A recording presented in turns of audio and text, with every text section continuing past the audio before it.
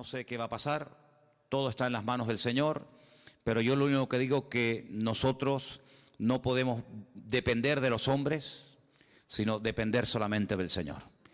Hay gente que pone la confianza en los gobiernos. Bueno, ahora ya verás que estos que entran van a arreglar todo lo que el otro no arregló y ya verás que no sé qué. Mire, hermano, ¿qué quiere que le diga? Nuestra confianza está en el Señor. La Biblia llama bienaventurado al hombre que pone su confianza en el Señor. Estamos viendo que el único que no falla y el único que es fiel y el único que sabe hacer bien las cosas es nuestro Dios. Los hombres ahí están que se pelean, que se van, que entran, que sí, que te apoyo, que no te apoyo, que me abstengo, que no sé qué, que no sé cuánto. Y uno ve en lo natural, yo siempre, ¿cuántas veces lo he dicho? Uno ve en lo natural el reflejo de cómo están las vidas de esa gente. Espiritualmente están destrozados. La inmensa mayoría de los que están ahí tratando de ponerse de acuerdo para hacer algo a favor de este país, la inmensa mayoría son ateos. Y lo han dicho. No, que no creen en Dios, que son ateos, que Dios es una cosa para la familia, pero que eso no tiene nada que ver. Y así vas. Si el hombre buscara a Dios, si todos esos que no saben lo que hacer dijeran, vamos a ver, Rajoy, el del PSOE, el Coleta, el otro y el otro, dijeran, vamos a ver, vamos a hacer 3 días de oración y ayuno a nivel nacional. Y tú ves a todos los políticos en el Congreso, 3 días en la Moncloa sin salir, orando, leyendo la Biblia y buscando del Señor, humillándose delante de Dios. Qué diferente sería todo, ¿eh? Madre mía, cuántas bendiciones y cosas hermosas podrían salir de un encuentro así, pero no lo van a hacer, no lo van a hacer, ¿verdad? Entonces dice la Biblia que son ciegos que intentan guiar a otros ciegos, y dice la Biblia que si 2 ciegos se juntan, los 2 van a caer en el mismo hoyo, porque los 2 están ciegos, ¿eh? Así que buscamos a Dios, confiamos en el Señor, en su promesa y en su palabra, y todo lo que los hombres tengan que arreglar, que lo arreglen ellos, pero nuestra confianza está en el Señor. Amén, hermanos, bendito sea Dios. Sabemos que el año pasado pasó algo tremendo, miles y miles de personas mayores, ya jubiladas, que tenían sus ahorros de toda la vida ahí metidos en el banco ya para retirarse y tener una jubilación tranquila. Resulta que desapareció el dinero y se esfumaron todos los sueños y la tranquilidad, la falsa tranquilidad que produce el dinero, porque no cabe la menor duda de que cuando uno tiene dinero y te sobra, pues en un momento determinado pues puedes tener una tranquilidad, ¿no? Decir, oye, pues tengo un dinerito y tal, y qué mal se pasa y qué mal cuando una persona ha ahorrado toda su vida y de repente los hombres se quedan con todos tus ahorros. Pero ahí hay una lección de que donde tenemos que hacernos tesoros es en el reino de Dios, porque los tesoros de la tierra se fuman, los tesoros de la tierra se volatilizan, son como neblina, hoy los tienes y mañana no los tienes. ¿Cuántas personas en este país hace 3, 4, 5 años atrás tenían trabajo, coches, casas, viajaban, compraban y no sé qué, y hoy en día están arruinados? No es que no tengan dinero, es que están arruinados con a veces hasta miles y millones de euros de deuda. Y uno dice, al final resulta que los que tenían tanto están peor que los que toda la vida hemos dependido el día a día del Señor. Porque yo he hablado con gente que ha tenido mucho dinero y están deprimidos, amargados, escondidos, en fin, lo han perdido todo. Y cuando uno ha estado arriba y de repente te lo quitan todo, no sabe adaptarse después a una vida, digamos, a una vida normal. En estos días estaba leyendo un libro, o uno de los libros que estoy leyendo, y en uno de ellos decía que en los tiempos de la Biblia, ya lo dije una vez, en los tiempos de la Biblia se vivía el día a día. Eso ya hoy en día prácticamente no existe. En algunos países sí, pero aquí, por ejemplo, la gente quiere tener, digamos, el mes arregladito, ¿no? Tengo para pagar el mes de la hipoteca o el mes del alquiler, ya están tranquilos. Y tengo el mes solucionado. Y en la Biblia no se vivía así. En la Biblia se vivía el día a día. Basta a cada día su propio afán, su propio mal. Y el pan nuestro de cada día. Así se vivía en el tiempo de la Biblia. Entonces, si nosotros dependemos día a día del Señor, no vamos a estar agobiados, porque mira, se dice, es que faltan todavía 20 días para terminar el mes. Pero no lo mires así, vive el día a día y el Señor te va a sorprender y te va a proveer el alimento, la comida, lo que sea necesario para el día a día. Y también leía en ese libro algo que me llamó mucho la atención. Yo no digo que tengamos que volver a eso, pero dicen que en los tiempos de la Biblia la gente comía 2 veces al día. Y yo digo, qué curioso, ¿no? Yo creo que todos comemos de más. Es decir, si nosotros ahora mismo nos quedáramos 15 días sin comer, seguro que nadie se moría. Hombre, fatiga tendríamos todo, a ver si me entiende. Pero seguro que con todos los michelines y con toda la grasa y con todo lo que llevamos dentro, pues en la Biblia se comía 2 veces al día y estaban contentos. Sin embargo, hoy en día, mínimo, 3, y como tengas chicos jóvenes, pues 4 o 5, ¿eh? Y como estés aburrido en casa, venga, y hay gente que cuando están ansiosos y están nerviosos les da por comer. ¿Qué te parece, amigo? Y a otros les da por comprar, y a otros les da por cualquier otra cosa. Qué diferente es la vida de un cristiano, amén, hermanos. Qué diferente tiene que ser nuestra vida, en medio de todo este caos y en medio de todo este lío. En fin, hermanos, hoy comencé a leer otra vez el precioso y maravilloso libro del Apocalipsis. Quiero llevarles a él. Está en el último libro de la Biblia.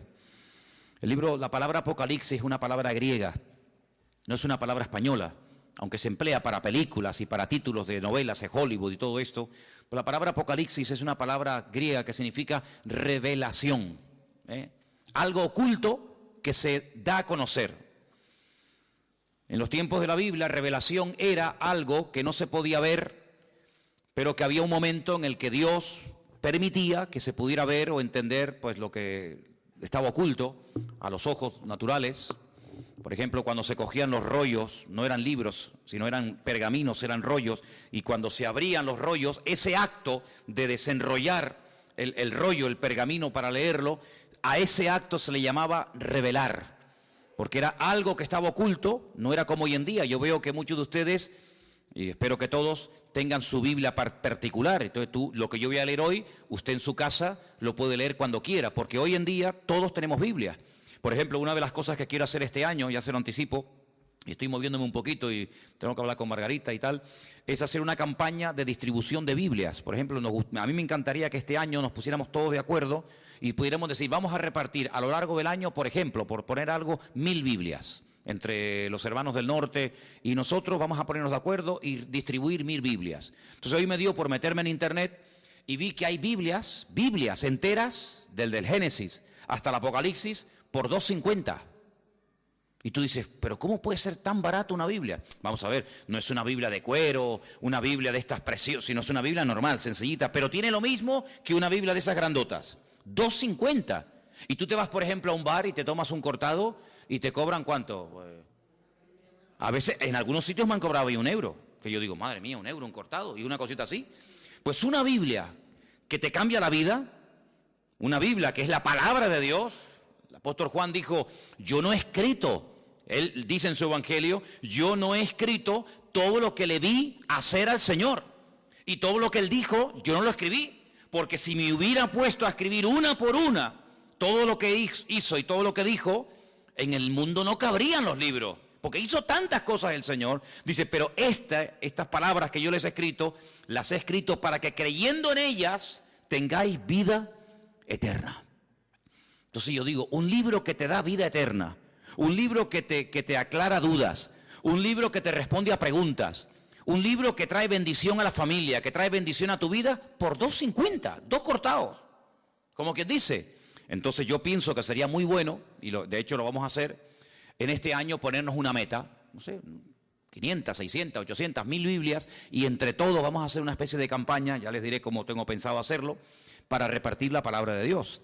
Porque hoy en día cualquier persona en su casa puede tener Biblia. Bueno, si ustedes van a mi habitación, pues yo no sé cuántas Biblias puedo tener, pues yo calculo mínimo 15 o 20 Biblias tengo que tener, como mínimo.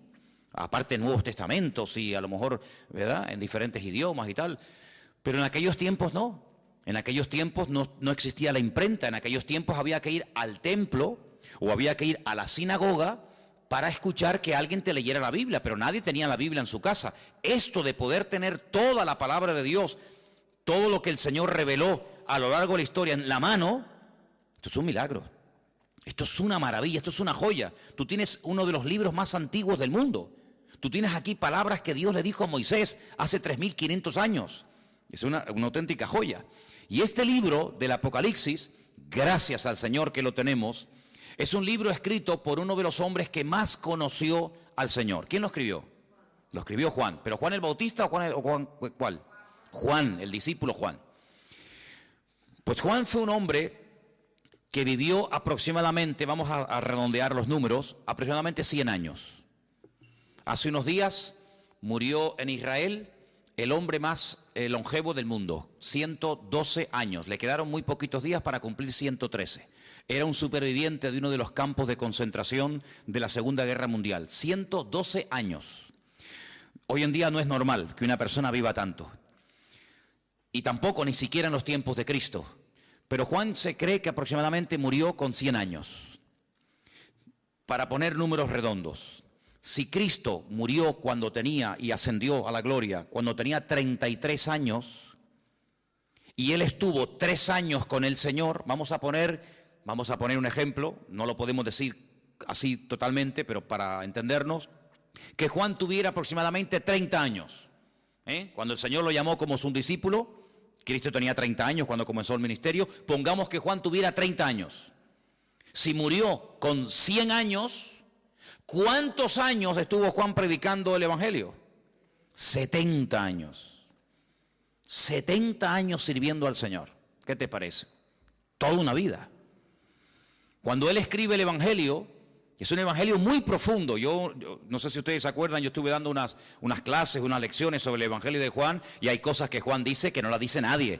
Porque claro, es que él vio al Señor muy de cerca, él vivió con el Señor, él vio cosas que ningún discípulo vio. Y cuando uno lee el Evangelio según San Juan, que repito que es muy profundo, da la sensación de que ya no hay nada más que decir del Señor. Ya te lo mostró de una manera, te lo mostró de otra, hizo esto, hizo aquello, y hablaba así, y hablaba asado. Ya, después de leer San Juan, uno dice, ¿pero qué más se puede decir del Señor?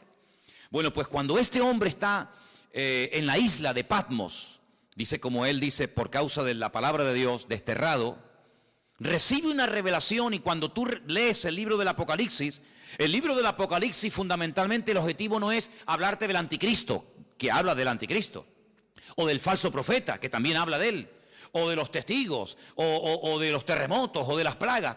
Todo eso está muy bien. El objetivo, el protagonista del Apocalipsis no es el anticristo, es el Señor Jesucristo. Y Juan presenta y nos cuenta cosas de Jesucristo que si no hubiéramos leído nunca, si no tuviéramos en nuestras Biblias el libro del Apocalipsis, nunca sabríamos del Señor. Porque el libro del Apocalipsis contiene una información que no está en ninguna parte de la Biblia. Por eso es un libro fundamental. Y no solamente es un libro importante, sino es un libro necesario. Yo siempre lo he dicho, y ustedes lo saben, que los creyentes hoy en día tienen que leer y estudiar más que nunca el libro del Apocalipsis. Y prestar menos atención a las noticias de la radio y de los periódicos y de la prensa, porque realmente las verdaderas noticias, las genuinas, las verdaderas, están aquí. No solamente en la Biblia, sino en el libro del Apocalipsis. El libro del Apocalipsis es un libro extraordinario, que nos da detalles tremendos, tremendos. Lo estoy leyendo otra vez, como siempre, ¿no? Detenidamente, estudiando las palabras y tal, y menciona muchas cosas del Antiguo Testamento. Por ejemplo, hoy leía acerca de los famosos 2 testigos. Los que habéis leído la poesía saben de lo que estoy hablando. Los que no lo habéis leído, pues dicen, no sé lo que es eso. Bueno, pues los 2 testigos son 2 personas de carne y hueso que estarán en los últimos tiempos predicando la palabra del Señor durante 3 años y medio. Nos dice la Biblia cómo predicarán, dónde vivirán, cómo morirán, qué les va a pasar. Todo eso lo dice el Apocalipsis. Bueno, pues de esos 2 personajes ya habla el profeta Zacarías. Ustedes van al libro de Zacarías, capítulo 4, y allí te habla de los 2 testigos. No aparece la palabra testigos, aparece la palabra, en hebreo dice la palabra hijos. La traducción dice los 2 ungidos. Y habla acerca del aceite de oliva. Sabéis que el aceite de oliva se utilizaba mucho en los tiempos de la Biblia, no solamente para cocinar, no solamente para sanar heridas, era un bálsamo, sino que también se utilizaba un aceite especial, no cualquier aceite, un aceite especial que se hacía para derramarlo sobre la cabeza de los reyes o de los profetas o de otros personajes cuando se les quería públicamente presentar como un juez, como un rey, como una persona importante, y se le llamaba ungido. La palabra ungido, Mashiach, ¿qué es? Ungido. ¿Y cómo se dice ungido en griego en el Nuevo Testamento? Cristo. La palabra Cristo es la misma palabra Mashiach del Antiguo Testamento. Pasa que una está escrita en hebreo y otra está escrita en griego. Como el Nuevo Testamento se escribió en griego y del griego se tradujo al español o al castellano, entonces cuando leemos el nombre de nuestro Señor Jesucristo, lo leemos así: Jesús, Cristo, Jesucristo. Pero Cristo no es un nombre, Cristo es un título. Es como decir, fulanito de tal, presidente del gobierno, fulanito de tal, presidente del Fútbol Club Barcelona, fulanito de tal, presidente del Cabildo. Cristo no es un nombre, es un título de una función a desarrollar. Por ejemplo, en este momento, a Benjamín Netanyahu, que es el presidente de Israel, se le llama el ungido, se le llama el Mesías. Y tú dices, ¿ah, sí? Sí, claro, porque es un hombre que ha sido capacitado para ser presidente de un país.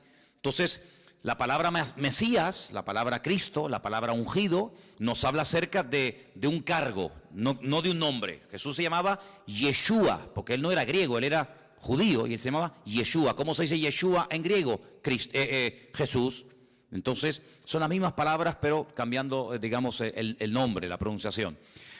Juan recibe una revelación de él, dice en el capítulo 1, la revelación de Jesucristo. No es la revelación del falso profeta o del anticristo, no. Es la revelación de Jesucristo.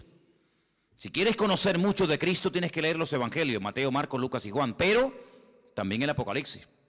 Y dice, esta revelación de Jesucristo, Dios se la dio para manifestar a sus siervos las cosas que deben de suceder pronto.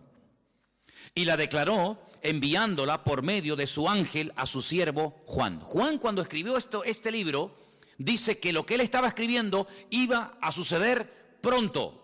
¿Y cuándo escribió Juan este libro? En el siglo I. Y en el siglo I, cuando él está escribiendo, dice, lo que yo estoy escribiendo ahora, prepárense que esto se va a producir pronto. Pues si eso lo dijo en el siglo I, ahora en el siglo XXI, estamos más cerca que nunca de los acontecimientos finales, ¿sí o no? Es interesante, ¿verdad? Dice que ha dado testimonio de la palabra de Dios y del testimonio de Jesucristo y de todas las cosas que ha visto. Y ahora fíjate, es uno de los pocos libros, o prácticamente el único libro de la Biblia, que contiene una bienaventuranza para el que lo lee. La Biblia no dice, bienaventurado el que lee el libro del Génesis, que es una bendición leer el Génesis, ¿verdad? O bienaventurado el que lee el libro de Romanos. No, pero el Apocalipsis sí. Dice, bienaventurado el que lee. Los que oyen las palabras de esta profecía y guardan las cosas que en ellas están escritas, porque el tiempo está cerca. Es decir, que por leer el libro usted ya es bienaventurado. Por escuchar, por oír las palabras de este libro, usted ya es bienaventurado. Y si encima de leerlo, y si encima de oírlo, además usted lo cumple y lo guarda, triplemente bienaventurado. ¿Qué significa la palabra bienaventurado? Viene de una palabra hebrea que significa, es ashrei, que significa rico. La palabra rico está entroncada con la palabra bienaventurado. Un bienaventurado, espiritualmente hablando, según el concepto bíblico, es una persona rica, espiritualmente hablando. La riqueza bíblica espiritual no tiene nada que ver con la riqueza material, ¿vale? Hay personas en la Biblia que no eran ricos materialmente hablando, pero espiritualmente hablando eran multimillonarios. Y hay personas tremendamente ricas en la Biblia que la Biblia dice que eran unos necios. Así que la riqueza material muchas veces no tiene nada que ver con la riqueza espiritual.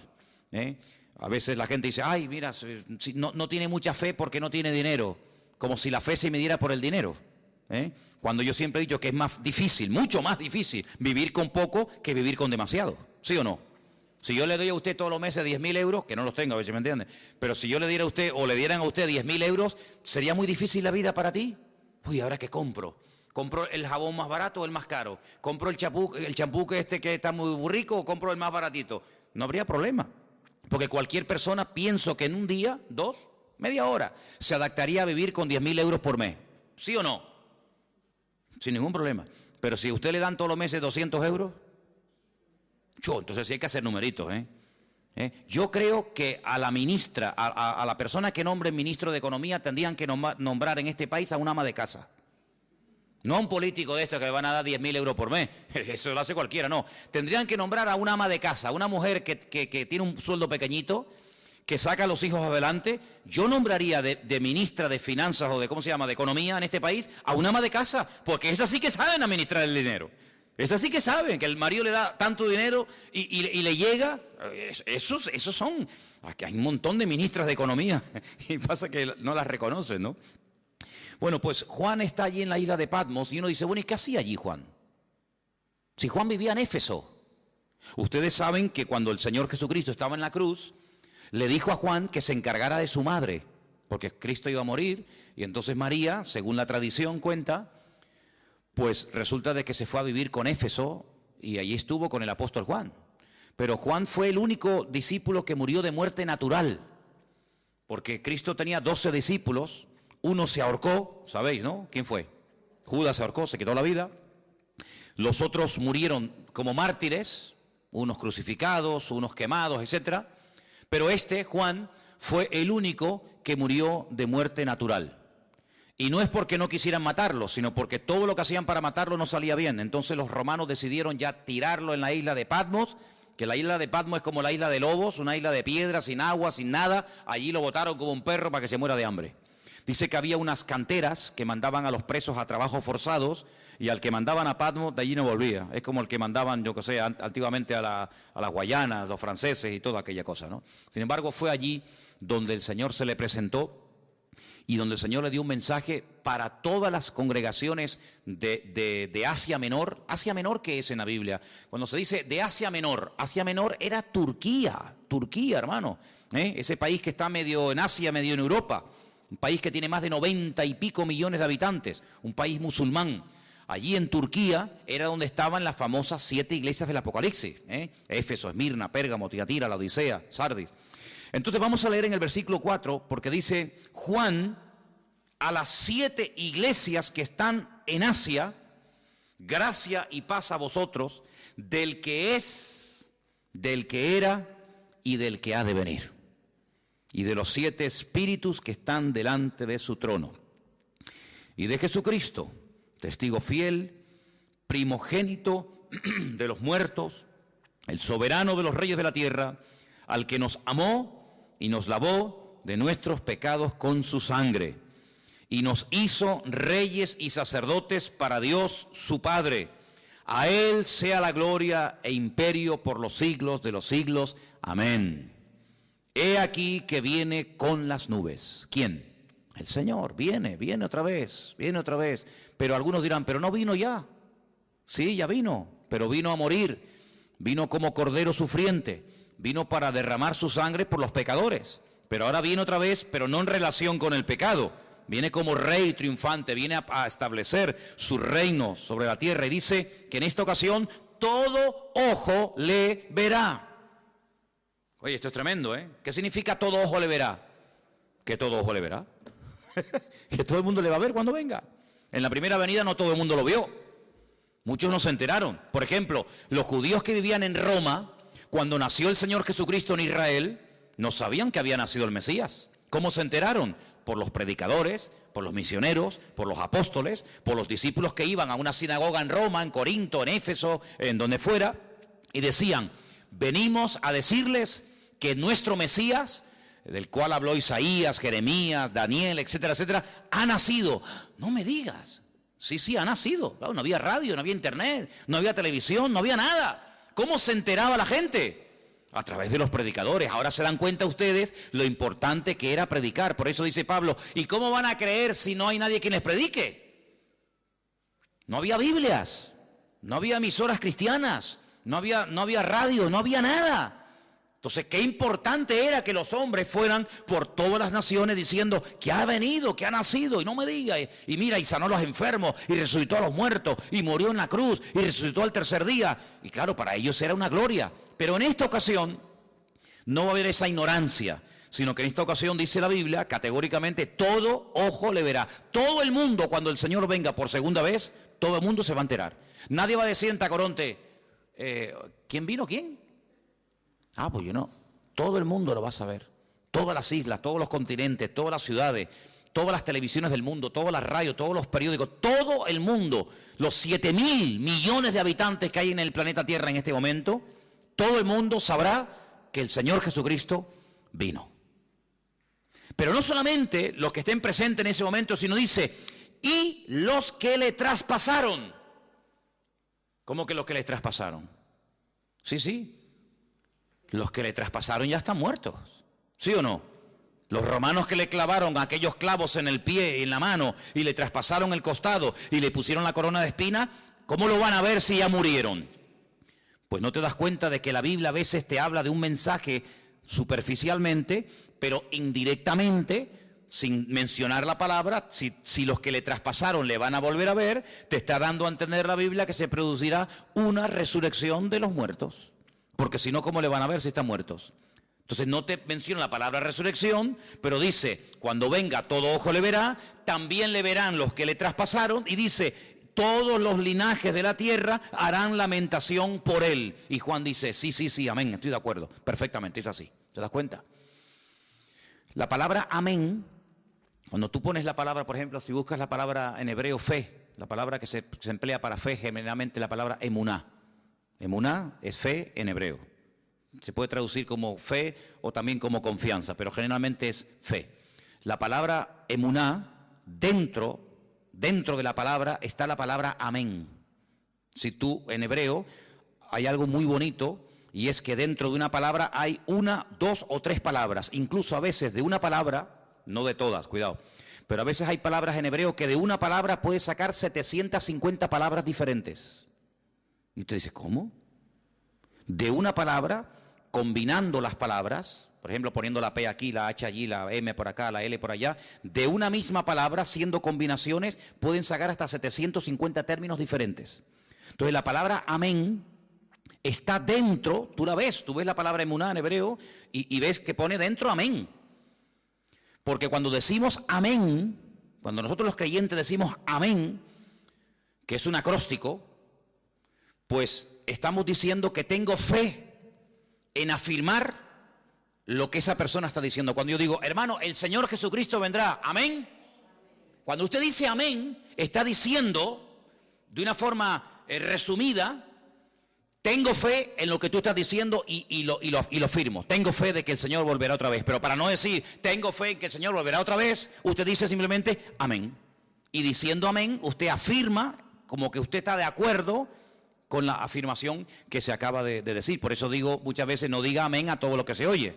Porque cuando usted dice amén a todo, quiere decir que está de acuerdo con todo lo que se está diciendo. Así que piénselo bien. Así que el Señor dice, yo soy el alfa y la omega. Yo me imagino que todos lo sabrán, pero cuando leía esta mañana el Apocalipsis en la versión hebrea, no dice evidentemente el alfa y el omega, porque el alfa y la omega es la primera y la última letra del alfabeto griego, ¿vale?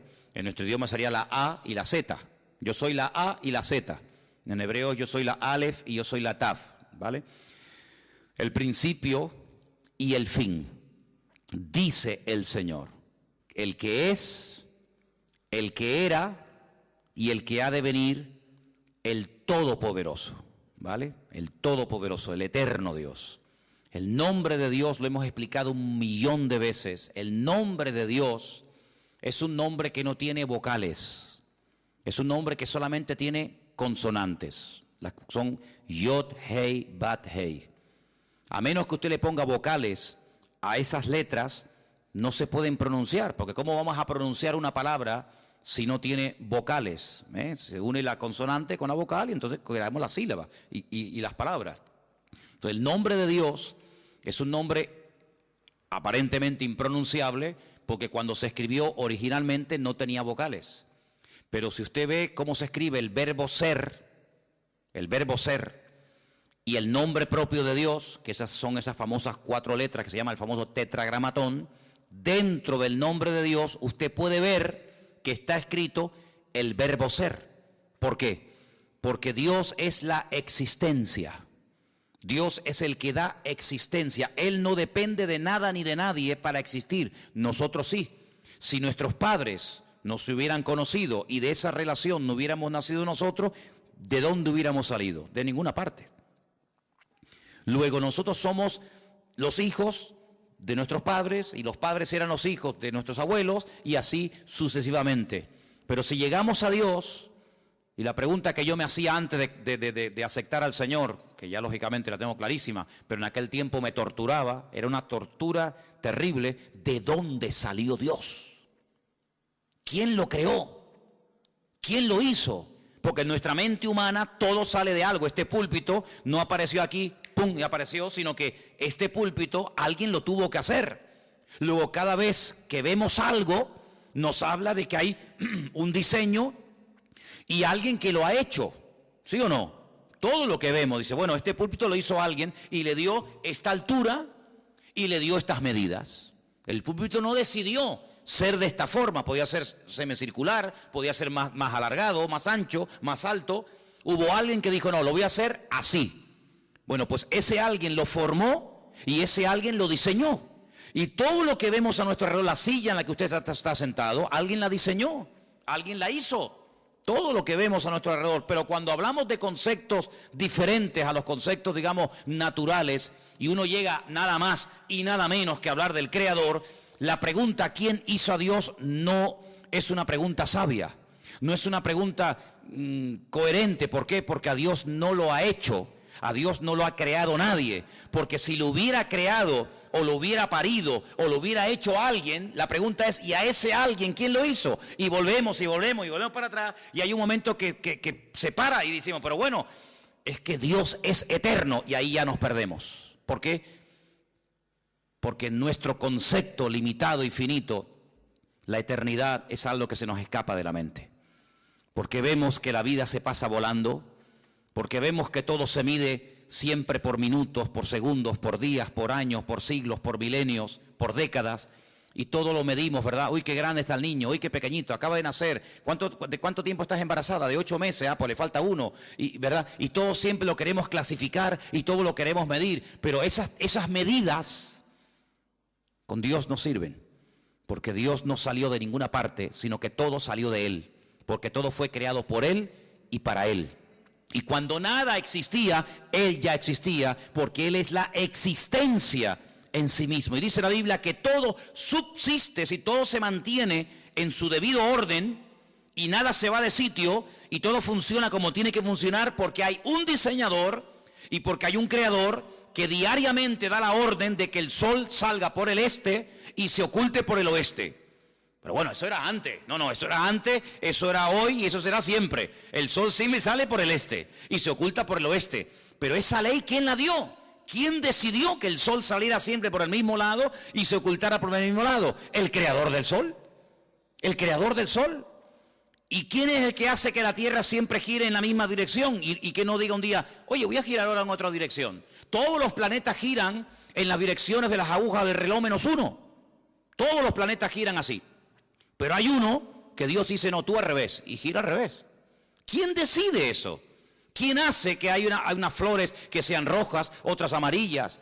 ¿Quién hace todo eso? El que las diseñó, el que las creó. No es así por casualidad, sino que hay un diseñador y hay un creador, y ese Dios es la existencia misma, y por eso en su nombre propio, pues lleva la existencia, el verbo ser. Ahora ese nombre, cuando leemos por ejemplo algunas Biblias, sale la palabra Jehová.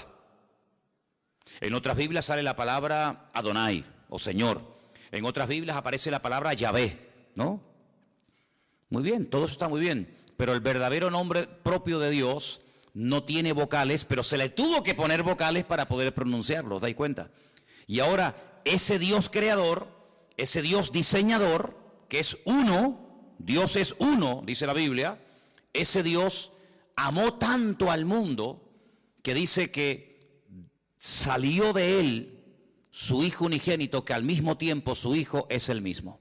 Y uno dice, pero ¿cómo puede haber? Porque si salió el Hijo del Padre, está el Hijo y está el Padre. Pero vamos a ver, ustedes no sois, ¿cuántos sois padres aquí? Muy bien, o madres. Bien. Pero usted es madre y usted es hija al mismo tiempo, ¿sí o no? Lo que pasa es que a donde yo voy, por ejemplo, cuando voy a la casa de mi madre, allí soy hijo, pero cuando estoy aquí soy padre, y cuando estoy en mi casa soy marido, Y cuando estoy aquí soy pastor. Y tantas cosas al mismo tiempo, sí, no pasa nada. No tengo que dejar de ser hijo para ser padre. Puedo ser hijo y padre al mismo tiempo, y abuelo, y bisabuelo, abuelo por el camino que llevamos. Pero bueno, se puede ser muchas cosas al mismo tiempo, ¿sí o no? Pues Dios no tiene ese problema. Dios no tiene ese problema. Entonces, su hijo viene al mundo en forma humana. Claro, tuvo que venir en forma humana. Y por eso necesitó, pues, un estuche, un instrumento humano, como fue su madre. Y entonces, cuando él viene a este mundo y hace su obra, hace su ministerio, se registra en los evangelios su ministerio, pero hay muchas cosas que el Señor todavía no ha hecho. Hay muchas cosas, muchos cambios, muchas maravillas que tienen que ocurrir en la creación, en la naturaleza, en la raza humana, que no están en los evangelios. ¿Y a quién y dónde le reveló el Señor lo que todavía a él le queda por hacer? A Juan, en la isla de Patmos, a través del libro del Apocalipsis. Y esa información no era una información codificada, No sé cuántos de ustedes se acuerdan que antes había el Canal Plus, estaba codificado, ¿se acuerdan? Y si no tenías el descodificador, pues no veías la película o el partido de fútbol. Te hacía falta un aparato para descodificar una señal que tú en abierto no tenías. Bien, el libro del Apocalipsis no es un libro codificado, de tal manera que tú lo lees y dices, yo no entiendo nada. No, un momento. El libro del Apocalipsis es un libro que está muy claro, muy claro. El problema es que el lenguaje que Juan utiliza no es un lenguaje popular, no es un lenguaje que usamos cotidianamente, es un lenguaje alegórico, es un lenguaje de animales, de números y de colores, que si usted no está familiarizado con eso, usted no se va a enterar evidentemente de nada. Pero no porque el Apocalipsis sea el libro más difícil de la Biblia. No, el Apocalipsis no es el libro más difícil de la Biblia. Yo le puedo asegurar que hay otros libros de la Biblia que son más difíciles y más complicados que el Apocalipsis. Porque el Apocalipsis, lo bueno que tiene, que al ser el último, ¿me explico? Al ser el último en el canon, en la lista, toma elementos de otros libros que si usted los ha leído y los conoce, cuando llegues al Apocalipsis, ahora sé lo que es el dragón, ahora sé lo que es el caballo, ahora sé lo que es el león, ahora sé lo que es el oso. ¿Pero cómo lo sé? Porque he ido pasando por 65 libros que le preceden. Entonces, hermano, cuando usted hace todo el recorrido, claro, yo a nadie le aconsejo que se compre una Biblia por primera vez y se meta a leer el libro de Apocalipsis, porque puede tener pesadillas. Porque el pobrecito dice, madre mía, ¿y esto es la Biblia?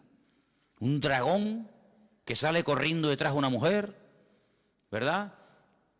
Que echa fuego por la boca, el otro que 7 cuernos en la cabeza, dice, madre mía, ¿cómo está esta gente, no? ¿Verdad? Pero es que para poder entender el libro del Apocalipsis, primero hay algo que pocas veces se dice, pero es para mí fundamental. Y es que usted tiene que conocer al protagonista del libro del Apocalipsis. Y el protagonista del libro del Apocalipsis es nuestro Señor Jesucristo. Cuando usted lo conoce a Él, usted sabe, permítame la expresión, por dónde van los tiros. Eso es como cuando antiguamente, ya eso no existe. Pero cuando antiguamente los padres miraban a los hijos, ¿qué le estaba diciendo? Ibas de visita, ¿no? A una casa. Entonces tu padre se te quedaba mirando y te estaba diciendo, sin palabras, o te comportas, o te voy a dar un jaquimazo que te voy a poner la cabeza así para atrás. Con la mirada, era un mensaje telepático, ¿no? Te miraba así, y ya hasta agachabas la cabeza porque te estaba diciendo, te voy a dar una que te vas a enterar, sin palabras, porque ya lo conocía. Pero esa mirada se la daba a lo mejor a otro niño y el niño ni se enteraba. Cuando tú conoces a tu marido, tú sabes cuándo está enfadado y cuándo está de buen humor. Por eso hay mujeres que dicen, ahora no le digas nada, espera mañana. No, yo le digo ahora. No le digas ahora porque encima vas a cobrar. Espérate a mañana, que ya verás como mañana es otro ser humano. En la Biblia hay momentos en los que si usted no conoce al autor, usted no se va a enterar del espíritu, de la actitud, de por qué el Señor dijo eso. Y esto que le estoy diciendo no es broma, porque dice la Biblia que cuando Pedro estaba afuera con los romanos calentándose en el fuego, ¿se acuerdan? Que llegó aquella chica y le dijo, mira, acá hay otro, este es uno de ellos. Y él decía, no, yo no soy de ellos. Lea usted en la Biblia, y hay un momento en el que dice que la mirada de Cristo se cruzó con la de Pedro. Cristo le dice así. Tú estás diciendo, no, yo no le conozco, y Cristo le dice así. Y se le quedó mirando y dice la Biblia, lea esto, léalo, es tremendo. Dice, y saliendo lloró amargamente. ¿Qué mirada le habrá lanzado el Señor, eh? No, yo no le conozco, yo no sé quién es, yo no quiero saber nada de ese hombre. Diciendo, ay, Pedro, que tú no me conoces a mí, Pedro. ¿Pero qué estás diciendo, criatura? Lo rompió, ya con la mirada dijo, madre mía, lo que estoy así, salió corriendo y se echó a llorar porque no pudo aguantar aquello, una mirada que lo rompió, ¿verdad? Que lo rompió. Entonces, cuando uno va al libro de Apocalipsis, uno puede leer comentarios y puede preguntar a este y al pastor tal, y puede leer, pero si tú no conoces al autor, el libro te va a sonar a chino. Y que yo sepa aquí, nadie sabe hablar chino. Pero cuando tú conoces al autor, tú captas y lo ves al Señor por todas partes. Porque te vuelvo a repetir, el objetivo del Apocalipsis no es levantar y el protagonista, el anticristo, el falso. No. El protagonista del libro del Apocalipsis es el Señor Jesucristo. Y todo lo que pasa, todo lo que ocurre, las tragedias, los terremotos, las catástrofes, las guerras y esto y aquello, todo siempre apunta a un objetivo, y es que el hombre reconozca que el Señor Jesucristo viene pronto. Te habla de una manera, te habla de otra forma, te habla por aquí, te habla por allá, para que el hombre entre en razón y para que el hombre entienda que no puede hacer con su vida lo que le da la gana, para que el hombre entienda que no es dueño de sus actos. Cuando nosotros creemos que somos dueños de nuestros actos, nos estamos proclamando como si fuéramos dioses. Yo hago lo que me da la gana.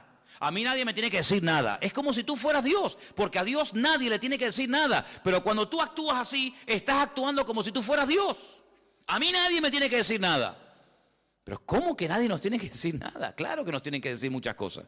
Entonces, en el libro del Apocalipsis, Juan, a un viejito de 100 años, que lleva 70 años predicando el Evangelio, le dice, Juan, escribe, ponte a escribir lo que vas a ver, lo que ya has visto y lo que te voy a contar. Y entonces él empieza a escribir y a escribir y a escribir cosas tremendas. Pero fíjate lo que dice, por ejemplo, en el versículo 10. Cuando el Señor le dice a Juan que escriba, hay una cosa muy importante que tenemos que tener en cuenta, y es cómo estaba, con qué actitud estaba Juan. Dice el versículo 10, yo estaba en el Espíritu en el día del Señor, y oí detrás de mí una gran voz, como de trompeta. Juan no estaba despistado, Juan no estaba quejándose, Juan no estaba con una mala actitud, sino Juan dice que estaba en el Espíritu. Y eso es muy importante. ¿Cuántas veces me habéis oído a mí decir que la actitud marca la diferencia? ¿Sí o no? Es muy importante. Estar centrado, estar pendiente. No, mira, ahora no me hables, que ahora estoy pendiente de la palabra. No, ahora no quiero saber nada. El móvil, ¿para qué quiero yo un móvil ahora? No me hace falta el móvil para nada. Ahora me está hablando el Señor, estoy con su palabra. Él estaba en el Espíritu. ¿Tenía motivos para quejarse? Hombre, humanamente hablando, sí. 100 años aquí botado como un perro, sin agua, sin comida, sin hermanos, sin iglesia, sin amigos, sin nada, y mira cómo me has tratado, y mira no sé qué, y te he servido para qué. No le dio lugar a eso. Él estaba en el Espíritu. Si el Señor ha permitido que yo esté en la isla de Patmos, no es un castigo, es una bendición, porque al fin y al cabo vemos que no fue un castigo, sino que fue un tiempo maravilloso, porque para poder escribir todo esto, hermano, y para poder ver todas estas visiones, uno no podía estar viviendo en una gran ciudad con ruidos, con coches, con no sé qué, con no sé cuánto, sino uno tenía que estar en un sitio tranquilo, sin que nadie te moleste. ¿Y qué mejor sitio? ¿Qué mejor sitio que la isla de Patmos, donde tienes tiempo para pensar, para orar, para meditar? Y aquí, sin que nadie te moleste, aquí te voy a dar la revelación más grande que jamás ningún ser humano ha tenido en esta vida. Luego vemos que el famoso refrán, que no hay mal que por bien no venga, se cumple perfectamente en la vida de Juan. Hace muchos años yo leí un libro de un pastor que tuvo un accidente y se le partió una pierna y estuvo un buen tiempo en cama, escayolado, sin poder moverse. Y los primeros días de ese accidente él comenzó a quejarse. Señor, ¿y por qué? Tenía que predicar en esta iglesia, me habían invitado a viajar a no sé qué sitio, me habían invitado a no sé qué, y ahora no puedo tal, y empezó a quejarse hasta que pasaron los días y le dijo, Señor, si tú has permitido que yo esté aquí parado sin hacer nada, ¿qué propósito tienes tú, Señor? Y ese hombre escribió un libro con su testimonio, con sus experiencias, y cuenta él que fue un libro que bendijo a muchísimas personas. un libro que fue de muchísima bendición, sus testimonios, las experiencias que había tenido con el Señor, las pruebas por las cuales había pasado y lo que había aprendido en el Señor. Y dice, yo conseguí más bendición y logré bendecir más a la gente con aquel libro que con 1000 predicaciones, viaja por aquí, viaja por allá, entra para aquí, entra para allá. Y él entendió que el Señor lo paró, ¿sabes? Él entendió que el Señor permitió aquel accidente para que durante un tiempito, tranquilo, pudiera escribir un libro que después sería de tremenda bendición para muchísima gente que lo leyó. Entonces hay momentos en la vida que nos puede pasar algo que decimos, ¿y por qué? ¿Y por qué, Señor? ¿Y por qué tal? ¿Y por qué esto? ¿Y por qué el marido? ¿Y por qué el niño? ¿Y por qué no me dieron el trabajo que me habían prometido? ¿Y por qué no sé qué? ¿Por qué? ¿Y por qué? ¿Y por qué? Y hace muchos años, yo era recién convertido, vino a Las Palmas a predicar una señora que dice ella, en aquellos años, que era la capellana de una de las cárceles más peligrosas de los Estados Unidos, la cárcel de Sing Sing. Y esta mujer empezó a predicar y yo te puedo asegurar que no todo, pero por lo menos la mitad del mensaje me lo aprendí de memoria. Y todavía lo tengo aquí. Y ella empezó diciendo, hay una pregunta que si nosotros nos la hacemos podemos volvernos locos. Y es una pregunta, y la pregunta es ¿por qué? Y sobre esa pregunta ella basó su mensaje. Y a mí se me quedó tan grabado aquello.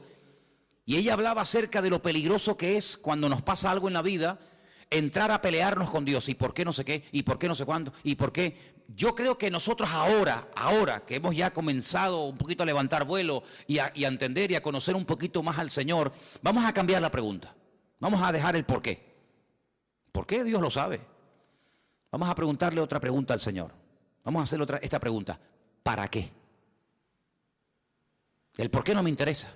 Porque si yo soy cristiano, mi vida está en las manos del Señor, y el Señor ha permitido esta situación, Él sabrá por qué la ha permitido. Los que amamos a Dios, ¿qué dice? Todo ayuda para bien. Luego, el por qué no me interesa. Mi Dios sabe lo que hace conmigo, pero ¿para qué has permitido esta situación? Entonces, cuando comenzamos a indagar y a orar y diligentemente le preguntamos ¿para qué? El Señor nos va a dar muchas respuestas. ¿Para qué me has traído a Patmos? ¿Para morirme de hambre? No te vas a morir. Porque ¿quién te trajo a Patmos? ¿Los romanos o lo permití yo? ¿No se acuerdan ustedes un día en la cárcel en Israel que estaba Pablo? Y dice la Biblia que el Señor se le presentó y le dijo, Pablo, escucha bien, tú has dado testimonio de mí aquí en este país. En todo Israel te conocen. Todas las sinagogas del país te han oído. Eres un rabino famoso. Eres uno de los mejores discípulos de un tal Gamaliel, hijo de Gilel, uno de los mejores rabinos de toda la historia. Pero ahora es tiempo de que salgas de tu tierra y te vayas a Roma. Y quiero que allí en Roma prediques mi palabra. Pero si estoy preso y tú me dices que me vaya a Roma, ¿cómo me voy a ir si no me van a dejar salir? Estoy encadenado. Pero Pablo, escucha una cosa, tú eres ciudadano romano, no te olvides. ¿Y? Mañana cuando te saquen y te hagan el juicio, cuando te vayan a interrogar, tú vas a decir que tú como ciudadano romano, tú tienes el derecho que no todo el mundo tiene de apelar al César. Es decir, yo quiero que me juzgue, que mi juez sea el mismísimo César. Tú lo puedes pedir porque tú eres ciudadano romano. Entonces cuando él sale de la cárcel por la mañana, lo van a interrogar. Un momentito, quiero decir algo. ¿Qué quiere decir usted? Yo apelo al César. Quiero que el César sea mi juez. Claro, que es un juez inferior, dice, pues entonces si usted ha apelado al César, no te preocupes que usted irá al César. Llévenselo. Lo montan en un barco, ¿quién? Los romanos, y lo llevan a Roma. No fue por el camino y porque me llevan a Roma, no, porque el Señor quiere llevarme a Roma, pero como yo no estoy libre ahora, que me puedo comprar el pasaje, ir a donde quiera, pero le doy la vuelta a la tortilla. Y en vez de utilizar mi libertad, uso mi, entre comillas, encarcelamiento, pero ahora ellos me van a pagar el pasaje. No me voy a pagar ni el pasaje. Me van a pagar ustedes el pasaje, me van a pagar ustedes la comida y me van a llevar al mismísimo César de Roma. Pero ¿quién va a ir a darle testimonio al César de Roma? ¿Quién? ¿Uno por la calle? No. O un preso o uno que pertenezca a la corte de Roma. Entonces, si no eres de la corte de Roma, pero eres un preso con ciudadanía romana, tienes derecho a que te juzgue el César de Roma. ¿No os dais cuenta que todo ayuda para bien? ¿Dónde nació Pablo? En Tarso. ¿Qué era Tarso? Una pequeña colonia romana. Y dice que las personas que estaban allí, a través de su padre, él obtuvo la ciudadanía romana. ¿Quién sabe si en algún momento Pablo, como judío fanático que era en aquel momento, habrá dicho, ¿y yo para qué quiero la ciudadanía romana? ¿Yo para qué quiero ser romano? Ahora no lo entiende. Estos asquerosos romanos, este imperialismo que ha venido aquí a dominar nuestra tierra. Sí, pero estos, el día de mañana van a ser el instrumento que Dios va a utilizar para llevarte nada más y nada menos que a Roma, al hombre más poderoso de la tierra. Y allí fue.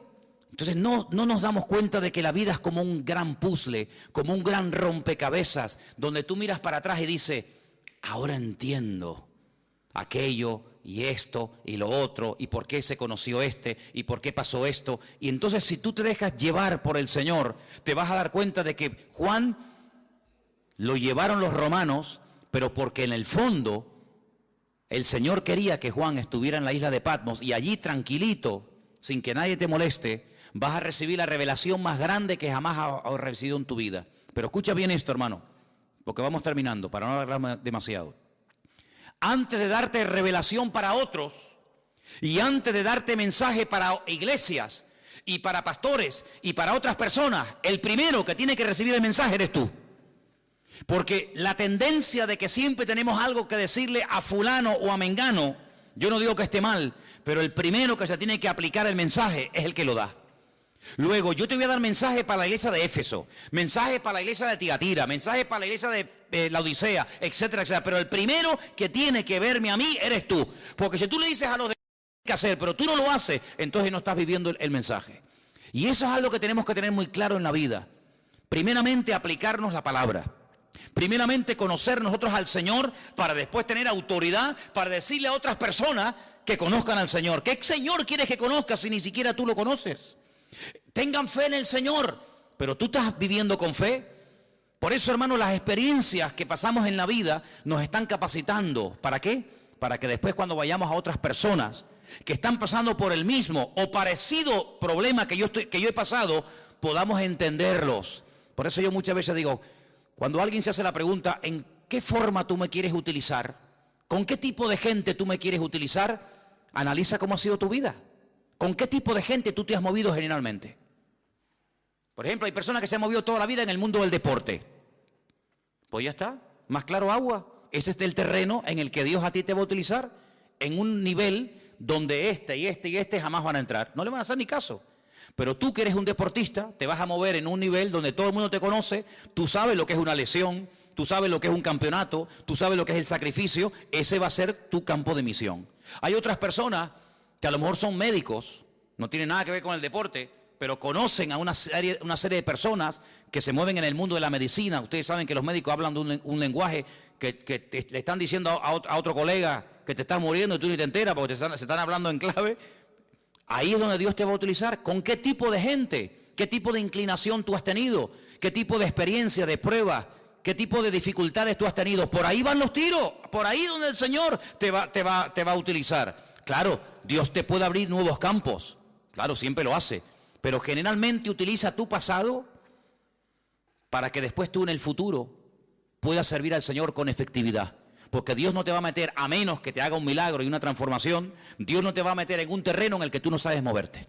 Dios te va a poner en un terreno en el que tú sabes moverte. Por ejemplo, ¿quiénes son las mejores personas para ayudar a otros drogadictos a salir de la droga? Un mismo drogadicto. Ustedes saben, los chicos que vienen los domingos a la iglesia. Dino, si algún día oyen un testimonio de Dino, ese chico estuvo en la droga. Pero es que ahora él puede ayudar a otros. ¿Y quién mejor que una persona que ha estado con depresiones toda la vida para ayudar a una persona deprimida? ¿Y qué mejor que una mujer separada para entender a otra mujer separada? ¿Y qué mejor que una mujer que ha sido violada o abusada para entender a otro que está pasando por eso? Hermano, no nos damos cuenta de que todo nuestro pasado es el terreno que Dios ha ido preparando para abrirnos puertas, para servirle a Él en el futuro. Entonces, en este libro, el primero que tiene que tener las cosas claras es Juan. Y quiero terminar leyendo estas últimas palabras. Yo estaba en el Espíritu en el día del Señor, dice versículo 10. Oí detrás de mí una voz, como de trompeta, y me dijo, yo soy el Alfa y el Omega, el primero y el último. Escribe en un libro lo que ves, envíalo a las 7 iglesias que están en Asia, y ahora las menciona. Éfeso, Esmirna, Pérgamo, Tiatira, Sardis, Filadelfia, la Odisea. Las 7 iglesias. En su momento hablaremos de ellas. ¿Por qué estas 7 y no otras? Todo tiene una razón de ser. Pero le dijo, escribe, escribe. Ahora cuando vayamos al retiro, no sé si ya lo habéis leído, yo creo que esa parte le toca a los jóvenes. Hay un momento en el que el Señor le dice a Moisés, escribe. ¿Lo habéis leído? No lo habéis leído. Dice, escribe esto, esta batalla, lo que ha pasado hoy aquí, Moisés, escríbelo. Escríbelo para que las generaciones futuras no se olviden de lo que pasó aquí en el desierto. Interesante. Ahora le dice el Señor, Juan, escribe. Escribe. ¿Por qué? Porque vas a ver tantas cosas y vas a tener tantas visiones y tantos sueños que después no te vas a acordar. Ustedes saben, hermanos, porque yo muchas veces le digo a la gente que es bueno venir a la iglesia a veces con papel y lápiz. Porque dicen las estadísticas, no las digo yo, los expertos, los que están todo el día haciendo este tipo de estadísticas y de estudios, dicen que cuando una persona escucha un mensaje político, religioso, de la índole que sea, después de un tiempo, se puede llegar a recordar con el tiempo un 10% de lo que se oyó perfectamente. Y el otro 90%, algunos oyen 25%, pero generalmente, si yo les pregunto a ustedes dentro de 15 días de lo que yo hablé la semana pasada, muchos de ustedes ya no se acuerdan. ¿Quién es el que más se acuerda? El que lo dijo. Yo me acuerdo de los mensajes que yo he dado porque yo utilizo no solamente el haberlo estudiado, sino el haberlo dado, entonces me lo sé. Pero el que lo oyó, solamente el 10%. Pero fíjate cómo se dispara la estadística. Si una persona está escuchando una lección de un maestro, de un pastor o de quien sea, y escribe, automáticamente pasa del 10 al 80%. Es decir, usted me está escuchando a mí ahora. Si yo le pregunto a usted dentro de 3 días, muchas de las cosas que dije, algunas se acordará, otras no. Pero si usted tomó alguna nota y encima cuando llegó a la casa la repasó, el 80% usted es capaz de acordarse, porque además lo tiene escrito, que si solamente lo hubiera oído. Entonces, Juan, tú vas a ver lo que yo te voy a decir de los 2 testigos. Nadie ha escrito de los 2 testigos, nadie sabe nada de esto. Yo te voy a hablar de los 144.000 sellados. Yo te voy a hablar del falso profeta. Yo te voy a hablar de los 7 sellos, de las trompetas, de las copas de la ira. Yo te voy a hablar de la mujer que huye al desierto por 1260 días. Yo te voy a hablar a ti de tantas cosas que como tú no escribas esto, tú a las 2 horas no te acuerdas. Y si tú no te acuerdas, ¿cómo le vas a pasar el mensaje a los hermanos de Garcilaso de la Vega número 13? Imposible. Entonces, ponte a escribir, Juan, ponte a escribir, porque lo que se escribe ahí queda. Y entonces dice que cuando él se vuelve para ver la voz del que hablaba con él, cuando se volvió, dice que vio 7, quédese con este dato, 7 menorás, 7 candeleros de oro, 7. Y en medio de los 7, a uno semejante al Hijo del Hombre, vestido de una ropa que le llegaba hasta los pies, y iba ceñido por el pecho con un cinturón de oro. Jesús nunca lo había visto, Juan, así, nunca lo había visto. Su cabeza y sus cabellos eran blancos como lana, como blanca lana, como nieve. Sus ojos como llama de fuego, sus pies semejantes al bronce bruñido, refulgente como en un horno. Su voz como estruendo de muchas aguas. Tenía en su diestra 7 estrellas, y de su boca salía una espada aguda de 2 filos, y su rostro era como el sol cuando resplandece en su fuerza. Cuando le vi, caí como muerto a sus pies. Esto nunca le había pasado a Juan. Juan nunca se había caído. Ese día sí. Caí como muerto a sus pies, y él puso su diestra sobre mí y me dijo, no temas, yo soy el primero y el último, el que vivo.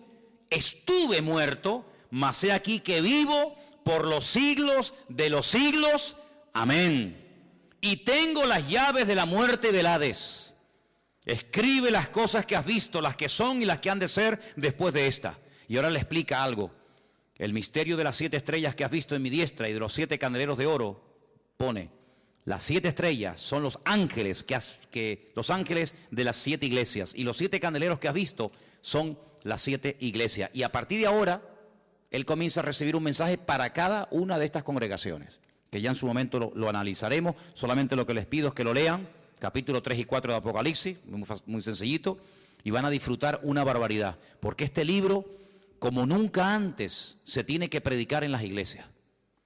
Los pastores tienen que hablar más del Apocalipsis, caramba, y se habla muy poco. A veces hay pastores que me han dicho a mí personalmente, es que yo no puedo predicar el Apocalipsis porque yo no lo entiendo. Pues póngase a estudiar, estudie, prepárese, porque estamos en los tiempos del Apocalipsis. Estamos en unos tiempos difíciles donde las cosas están ocurriendo y los cristianos tienen el derecho de saber por dónde van los tiros. Si falta mucho, si falta poco, cuáles son las señales, cuáles no son las señales.